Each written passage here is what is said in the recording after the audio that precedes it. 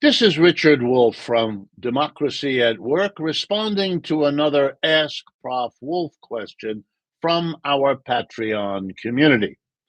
This question comes from Rayanne, and Rayanne wonders why, when unionized workers try to take over an enterprise in the sense of buying it from the employer might say, "No, I won't do that."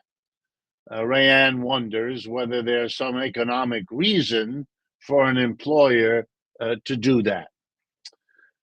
Let me respond, because this whole question of converting top-down, hierarchical, typical capitalist businesses into the very different horizontally organized worker co-op, this kind of conversion is in fact happening all the time, literally as we speak, in the United States as well as in other countries. And indeed, in most cases, it is done with a willing employer. It doesn't mean Rayanne's question isn't appropriate. It is, but it is not the usual situation. What we have found here in the United States, as we've looked into it over the years, is that in fact, more than you might think, the following sentence is true. More of these conversions happen at the initiative of the employer than actually happen at the initiative of the employees. Frankly, personally, I wish it were the other way around. I wish more workers, employees, had this kind of idea in their minds when they talk to one another, when they strategize about how to get a better job out of their situation, how to get better income, how to make it a more creative and enjoyable experience for themselves. But in fact, we have our work cut out for us with employees. With employers, we also do, but not as much. And so it might be interesting, as part of an answer here, to tell you why. Many employers, particularly now because of American history, many employers are employers of what we call medium to small businesses, 20 or 30 workers, all the way up to a few hundred. And in these businesses, many of the owners, the employers, are in fact reaching retirement age right now, in the last few years and in the years to come. And they're wondering what to do with their businesses. Many of these are individuals, often couples, who have put a lifetime of effort into building up a business that began with one or two of them and slowly grew to whatever the size is now. And for many reasons, the children of these folks have gone on to do other things in their lives. They don't want to carry on the business. They're busy elsewhere. And so the retirees to be are now trying to figure out what to do with their business. And this is a more difficult situation than you might imagine, especially for good people, people who care about their employees, many of whom they've known for decades, people who care about the community, which depends on medium and small businesses in many ways. They don't, therefore, want to hurt those employees, and they don't want to hurt a community that may have helped them along the way more than once.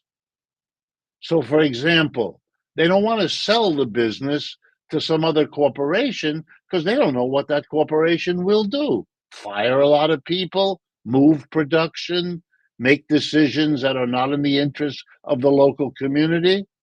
They don't want to close the factory or the office or the store because it'll hurt all the employees who will become jobless. They don't want to go listed on the stock market to have shareholders who could be 1,000 miles away make the decisions. Guess what? They discover that selling to their own workers solves most of those problems. The jobs don't disappear, and they don't leave the community. Neither does the factory or the office or the store. It's good news for the workers, good news for the community. There are even some states in the United States that give tax advantages to employers who sell to their own workers versus selling to another business. So that's one of the reasons why, if you can make employers aware of the option of selling to your own workers, it's they who often decide to do so. But to get back to the question, if an employer decides not to do so, it's really not an economic decision because there's no reason. The money is the money. If you sell your business for $1 million, do you really care that much where the $1 million comes from? Probably not. And if you do care about the consequences of who you sell to, well, then selling to your own workers is probably the better bet. Are there employers who believe that it shouldn't be done? Sure. But those are the minority, and it's a minority that is not growing. I think what might be really exciting in this question, and I'd like to take it that way, would be to talk a little bit about how you might go about making more of these conversions happen. Whether it's the worker who initiates it or the employer, the biggest single problem is getting workers to understand that they have the capacity collectively amongst them to get this done, that they have managerial skills that they didn't know they have, talents that they hadn't discovered yet, the ability to hire a few folks to help them if they can't do it all. You know, the truth of it is, whoever started the business along the way, they had to hire people with special skills that they didn't have. They're no different from you. In fact, you will have the advantage of being part of a group of workers that wants to do this. And if you build alliances in the community, if you don't already have them, those alliances will serve you very well to get a co-op business off the ground. The second to biggest problem is money. Where are the workers going to get the money to buy the business, even if the employer is eager and willing to sell? But that problem, which is real, has begun to be worked on. And the people who went the furthest are the ones I'm going to close my response with. They're the British, which may surprise you. The former leader of the Labour Party, when it was a radical party, under Jeremy Corbyn, not the shadow it is today.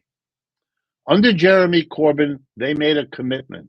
If they would win an election and become prime minister, Corbyn would immediately pass the following law. Any capitalist business in Britain that wants to continue in the way it has is free to do so. But any business that proposes to shut down or to leave the country or to sell itself to another business would have to have first right of refusal to sell itself to its own workers. They would have the right to buy it. If they didn't exercise that right, company can go ahead and do whatever it wants. And then, of course, the question arose, how could the workers ever buy it? And Jeremy Corbyn's answer was, that's what we're here for. We're the government. We will lend it at a very low interest rate to workers wanting to do that because we want to build a worker co-op sector of the British economy so that all the people in Britain can see and witness for themselves what that kind of business is like, what it's like to work in one, what it's like to shop from one, what your friends and relatives say are their experiences with worker co-ops versus top-down capitalist enterprises. With that experience and information, a people like the British could make an informed choice. of what kind of economic system they want. And that's what a democratic society ought to be in the business of doing. Freedom of choice, Jeremy Corbyn said, was the reason they were developing a co-op sector. Every bit of that analysis could and should apply to the United States. If interventions like this strike you as valuable, please partner with us. Share these videos. Get involved. Extend our reach. We need your help, and I think you can make good use of what we are doing. And of course, if you can help financially, since all of this costs money, that will be appreciated as well. Thank you.